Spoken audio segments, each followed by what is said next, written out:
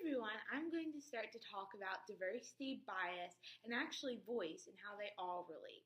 So, those of us who went to the Overcoming Bias talk by Tiffany Jana or read the book Overcoming Bias understand that we all have biases and we can work on individual ones, but we can't work on all of them and just becoming an unbiased person because as humans, that's what we are biased. And so you're always going to be biased against some group of people included in diversity. So important thing to do is it is important to work on overcoming individual biases, but in the work world, you don't always have all the time in the world before you're going to hire someone to overcome all your biases, which is impossible anyway. So another part is working towards diversity, knowing that you are going to have biases against people and working on overcoming that as a whole. So some ways to do this might be when you're hiring people going through a blind application process.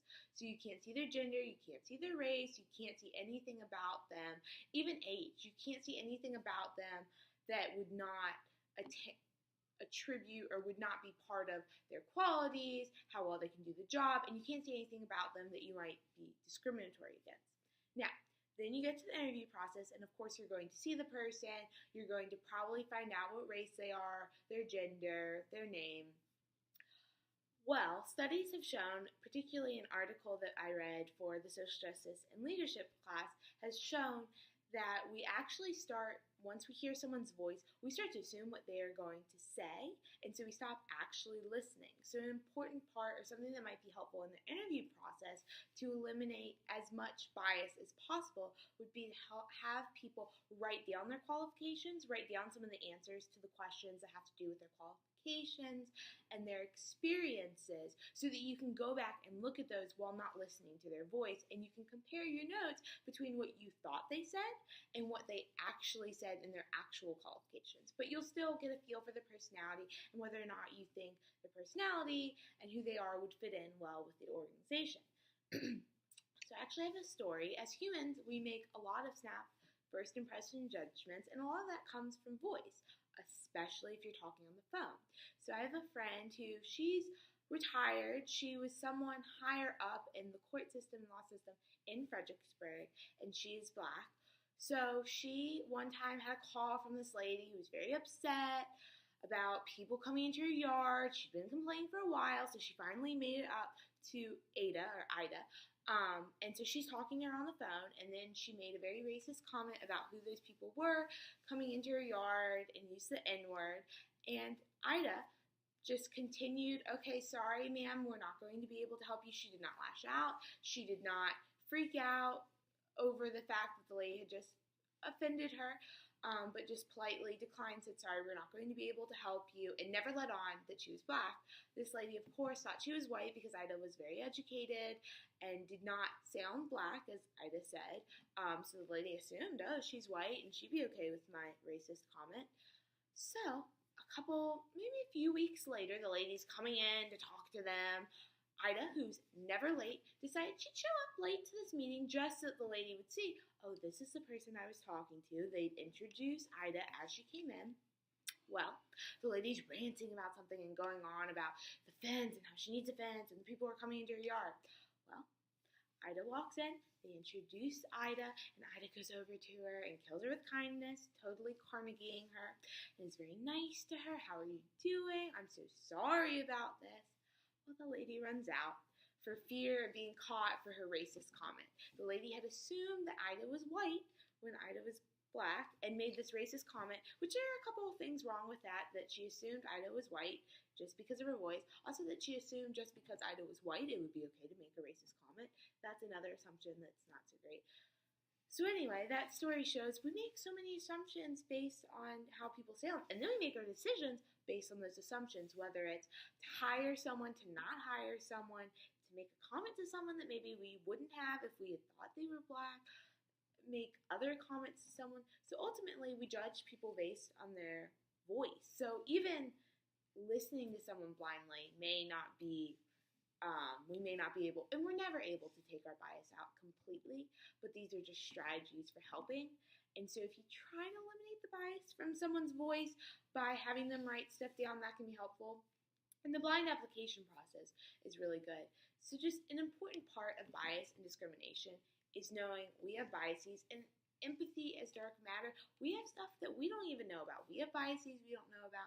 So it's important to working on those individual biases, meeting people who are part of that group, getting to know them, getting to figure out their biases are not really founded on anything real. But it's also important to continue moving on in the workforce, knowing that diversity is important, whether that's for a group that you have a bias against or whatever, and just working towards diversity and not working towards hiring people who aren't qualified who are diverse. But there's plenty of people who are qualified who fit the diversity standards, and so working towards hiring them, because a more diverse working environment is going to be better for everyone. It's going to be more successful. You have different ideas coming in from different places, so it helps everyone, men, women, people from other countries, people from this country, people of different races. It helps everyone, people of different ages, people of different sexualities. Companies do better when there's more diversity. Hi everyone, I'm now going to talk about expatriates and living internationally, because this is an opportunity that many of us, if we stay in the business field and rise up to a high enough position, will be offered, and so we may end up living internationally. So I'm going to give a little story about another professor in the business department, Dr. Lafke, because her and her husband, who also works in the business department, were in Finland last semester because he was doing research and both of them were teaching at the university. So she's talked to us about some of the cultural differences, some of what she knew going into it, some of what she didn't, and even the ones she knew, she still found there's an adjustment period. So first, probably the most interesting one for her was that her students would call her by her first name. Because in Finland, they don't have this hierarchy of the professor is above the students like we do in the United States. So that was pretty interesting, she said at first, but she honestly said that she ended up starting to like it because it is like we're all on this even playing field. And her sons also called their teachers by their first name. But she did say at first it was kind of weird. Another classroom one was that time is different in Finland. So if you say you're going to be here at 9, maybe it would be 9:20, maybe it'll be 9:15, maybe 9:30. It's not necessarily going to be 9. So she would want to start a class at 8 or 9 whenever it started. But not many of her students would be there. They show up on their own time, and then some of them would leave early. But she said it was just the cultural idea of time. It's different than the United States. You don't show up at the exact same time. You don't show up at the time when you're supposed to meet and leave at the time you're supposed to meet. So her classes were much more flexible with time, which she said was hard because she would plan for this block of time and no one would be there and then people would get there late. But she was very accepting of this is how they do it in their culture. It's different than our culture. Another part that was different in Finland than in the United States was people and their personal space. They cared a lot more about personal space. So when waiting in line, they'd wait like 3 or 4 feet away from the person in front of them, whereas in the United States, we're right on top of each other to make sure no one takes our spot in line. So she said that was pretty interesting. So at the bus stop, one person, about 3 or 4 spaces. But the one place they don't care so much about personal space is the grocery store. So someone, comes in, wants something right in front of Dr. Lafke, so they just reach over, grab it, and head on their way. They care more about efficiency in the grocery store than they do about personal space, which she felt kind of violated because she was like, I thought they really cared about personal space, and this guy's just reaching over me. But she learned, in the grocery store, all bets are off. You do what you want so that you can get out quickly. Another interesting part of the Finnish culture was they don't have school buses. So the kids, they just ride the city bus off to school. So her 8-year-old son was just riding the city bus off to school. He's expected to get himself to school. There's a level of responsibility that's a little bit higher at an earlier age. They teach their children a little responsibility quicker. To be fair, the Finnish culture is also very communicative and community oriented, so they care a lot about each other. So someone trips, 5 cars are going to pull over and help that person. Well, maybe not trip, but 5 people are going to come over and help, or the cars are going to stop. Whereas in the United States, 5 people might walk by before one of them helps. So they care a lot more about community, like you help other people. And so the riding the bus as a kid is probably much safer, and that's just how they do it. So it's much safer than it would be in the United States because all the kids are doing this. That being said, she still got her son a cell phone, even though she said he would never get a cell phone until he was 13, to feel safer or better about him riding the public bus. But yes, another part of the culture was they were just more community-oriented, relationship-oriented, helping other people. Rather in the United States, we've got tunnel vision, we are on our path, and maybe you stop to help someone, but maybe you don't, and that's culturally acceptable to see someone trip and not really help. So those were some of the interesting things that Dr. Lopke picked up on and has shared with us in Finland. And so no matter where you go, you're going to have interesting experiences about how people do stuff and how different things work. And so it's important to just know, okay, I'm not going to know everything. Because you're not. You can research as much as you want, you're not going to know everything. Ask questions, be polite, and don't just assume your culture. That's a major thing. Don't just assume your culture's right. And maybe if you start doing what your culture does and then it kind of goes south, learn and try to pick up on what their culture is. Another thing Dr. Lopke talked about is she said, oh, everyone in Finland speaks English. No, that's not true. Maybe in Helsinki, everyone speaks English, but they were like 3 hours north. So she said they had to learn Finnish to discuss and talk with people and be able to communicate. So that's another thing to note if you live internationally. You may have to pick up on another language. Hi everyone, I'm going to go into discussing a few things about women in the workforce before we get into the lean-in case. So first I'm just going to go over a few statistics about women in the workforce. They're kind of low, but they are improving. Second, I'm going to go over some of the discrimination that women face in the workforce. Third, I'm going to go over some of the societal pressures on women or some of the things that women put on themselves that affect them in the workforce. And four, I'm going to go over just some of the benefits of having women in leadership positions and in the workforce. So it's not just in the workforce. I'm going to primarily be talking about executive positions and moving up in the workforce. So less than 30% of women are in the top executive positions. And in 2015, I think about 17% of women were in C-suites versus now it's 19%. Also, in all the S&P 500 companies, of the ones who their top leader is male, about 11.9% of them, one of the next 4 highest paid executives is a woman, which apparently has gone up, which is kind of sad. Women even face some discrimination just from moving from entry level to management, and then it continues to get harder and harder as you continue. And, of course, not very... pretty obviously, women of color face an even harder, steeper way up towards the top, even though they're more likely to say that they want a top executive position than white women. So, of course, you can't really talk about gender without talking about race as well. So those are some of the statistics about women in the workforce. Some of the discrimination they receive is a lot of it's based in our cultural understandings of what women do and of what men do. And a primary function of the discrimination is that women should be compassionate and they're team leaders and they're all for the family and they're to help everyone. Whereas men, they're self-serving. They need to rise in the ranks. They need to do what they can. So that leads to a lot of ideas about women and ideas about men for doing the same thing. So if a woman stays after to help someone, oh, that's what she was going to do. She doesn't really get praised for that. If a man does, it's like, oh my gosh, that's so amazing. Versus if a woman doesn't do it, then, oh, that was her job. And women tend to do more of the housework type, making the coffee, doing stuff like that in the office, making making copies of stuff. And so one of the tips they give in Feminist Fight Club about overcoming having to make coffee or whatever oh, sorry, my mom didn't teach me how to do that. She didn't want me to have to do that in the work environment. Men can do that stuff. Women don't have to do it all. So that's one of the things. Another thing is that women are expected to be helpful and not self-serving and not wanting to rise up in the ranks. So when they ask for a raise, they're seen as pushy and bossy and selfish. And so this leads women to be less likely to ask for a raise, which, to be fair, it is founded on something that they are seen as more pushy, more bossy. But women who ask for raises get more raises than women who don't. Now, they still get fewer raises than men, and they're seen as different from men.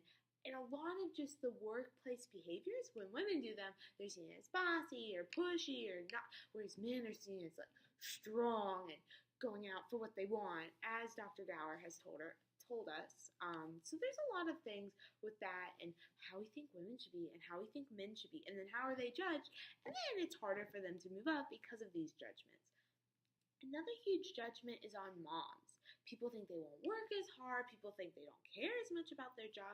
And to be fair, we all have Black matter. We all have stuff going on in our lives that other people can't see. So yes, moms have kids, but other people have parents who are dying, siblings who are sick, friends who are sick, friends who are dying, friends, kids. Other people have all these other things. So just because someone is a mom does not mean that they are not going to work as hard, they're not going to put in as much time. It might help to have more flexible hours. It might help to allow them to work from home a little bit more, which also might help people with disabilities or other people in the workforce having more flexible hours, because then you really get the best people for the job. When you can take on moms, when you can take on people with disabilities, when you can take on older people, whatever, you get the best people for the job because you're not limited to who you can take on because of discrimination. But anyway, so moms are discriminated a lot against, and they have a harder time moving up, and maternity leave. Well, we should have paternity leave. Males should be allowed to take off, and they should be expected to do more at home. If it wasn't always the mom who was called when the son was sick, fathers would have the same issue. So it's all about the societal pressures and how they affect the workforce. And we can't instantly change it, but we can work on being aware. Women can work on supporting other women and not letting themselves fall into as many traps as possible, avoiding as many as possible. And men can work on noticing the discrimination, being aware of the discrimination, and working towards having lactation room. So mothers can pump at work, they can breastfeed at work, things like that. Listening to women, making sure you repeat women's ideas, not interrupting women or trying to avoid women from being interrupted, not judging women and saying they're bossy when they ask for a raise, doing the same thing that a man does. So there's a lot of different things that we can do to start to work to overcome it, at least in whatever organization we work in.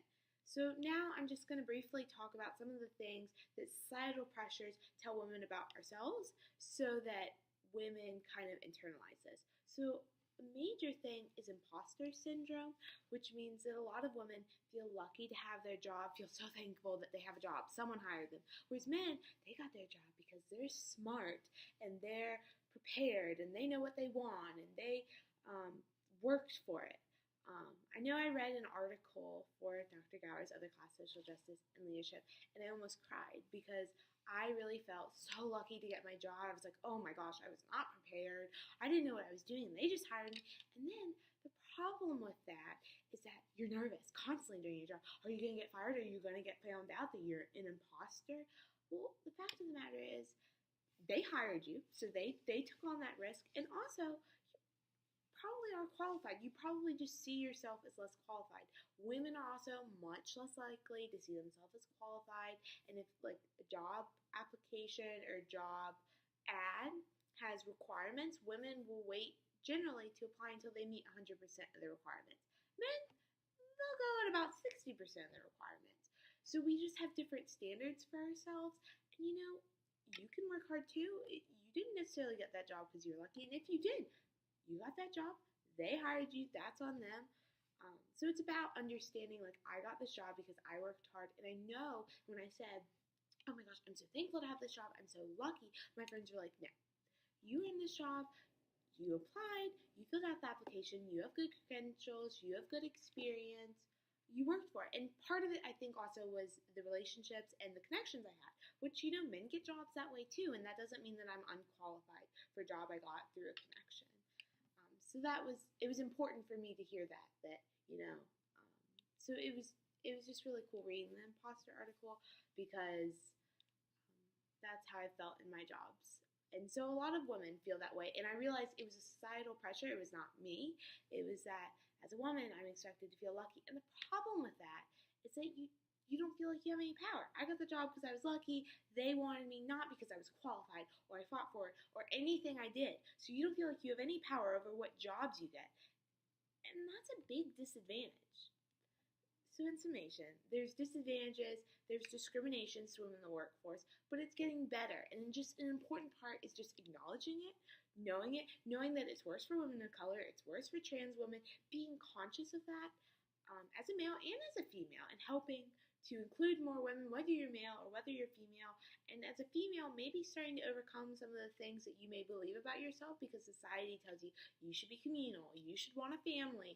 But, if you're a mom, we're probably not going to want as much work, or we're probably not going to want you in a higher position. So just working towards this understanding and overcoming will be very helpful to help women of all different races, of all different sexualities, whatever, in the